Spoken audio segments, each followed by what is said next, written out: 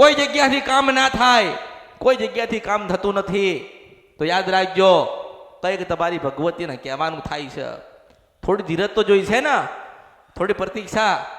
ઉતાવળ હોય, ના બેસી શકતા હોય તો જ્યાં તમારે જવું હોય ત્યાં દરેકને છુટ્ટી કરેલી જ છે.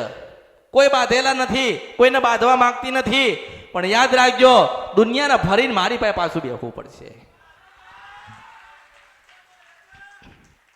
કારણ કે તમારી ઘોડિયાળના લેખાજોખા અને ઇતિહાસ તો અમૃતની મેલડીના ચોપડે લખાયેલા છે. તમારા પૂર્વજો તમારી માનું શું શું બગાડીને ગયા, તમારી માતાઓનું શું ખોટું થયું, એ તો આ અમૃતની મેલડીને ખબર જ છે. હું મેલડી છું.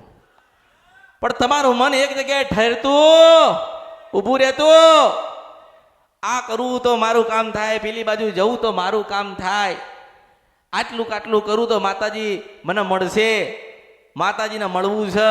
મેં કીધું છે કે મારા સાચા ભાવિક હશે ને એને અમૃતની મેલડી મળી જશે.